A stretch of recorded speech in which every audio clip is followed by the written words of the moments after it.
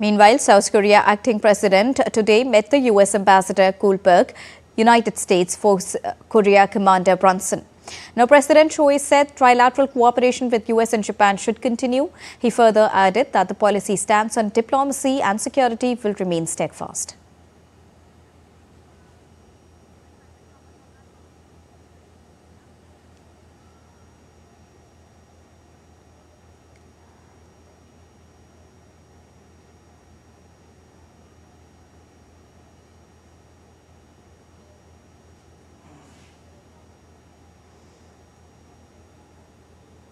And now let's go back to the story of Yoon Suk Yeol's arrest attempt. And to discuss more on this, I'm joined by DD India correspondent Anil Thomas. Anil, now the investigators suspended the attempt to arrest the president. Take us through the turn of events brewing since the early hours of Friday morning. Well, good afternoon, Deepika. Well, very much on expected lines. Remember, these kind of arrest warrants against lawmakers in 2000, 2004. There is a history to it. It's never before happened.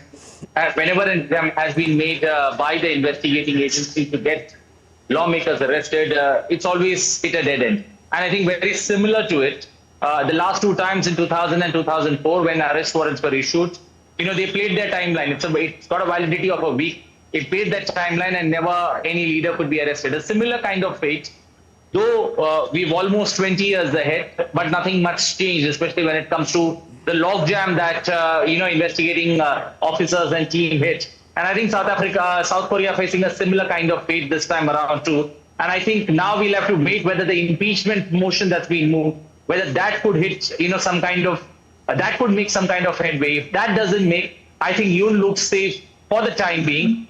But since that constitution bench has been formed where 8 judges are already there, and the addition of one more looks likely. So you've got a full strength constitution bench that comes into play. And that's where things could get a bit difficult. But the way Yoon has positioned himself, I think he's getting international support from the world, purely in terms of the world watching South Korea and the political chaos that it is into. Even neighboring North Korea has reported on it, which is surprising. They never do so. And they've spoken about the chaos in South Korea. That clearly indicates that the world is watching. And with neighbors now jumping in and commenting on the situation there, or looking at the situation in South Korea that's developing, it's surely sending some kind of shivers and some kind of mixed feelings within South Korea itself.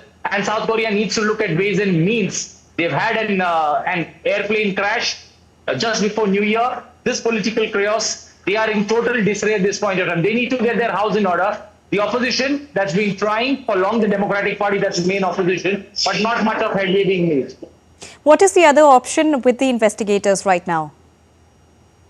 Well, not much. If you look purely in terms of options that are there before them, they will have to once again go back and look at how things develop, especially when it comes to the impeachment motion that's before the court. If that hits a death knell, then they will have to look at viable options that are there before them. But there is mounting pressure from the opposition on Yoon to, first of all, come before the law and see whether, what is his options when it comes to fighting illegally. I think the two best lawyers that are there in South Korea are currently helping Yoon in his fight back. And I think we'll have to wait. What do the lawyers bring to the table? Because today, this entire process where the investigating agency managed to breeze through that particular defense. First, supporters, then the presidential staff that is there at the presidential palace reach Yoon and try to make sense to him about how this could play out. And the top lawyers present there and derailing everything clearly indicates that Yoon has something up his sleeve. And I think this is a long drawn battle that he would see.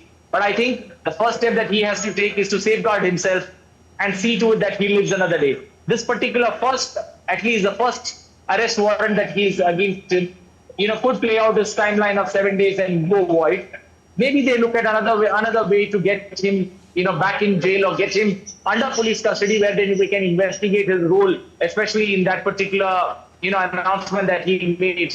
Because Yoon has not come out of the presidential suit since December 12th. So it's unlikely that he's going to come out and, face the prosecutors and, get arrested. So in that likely case, there is no end to the logjam that exists.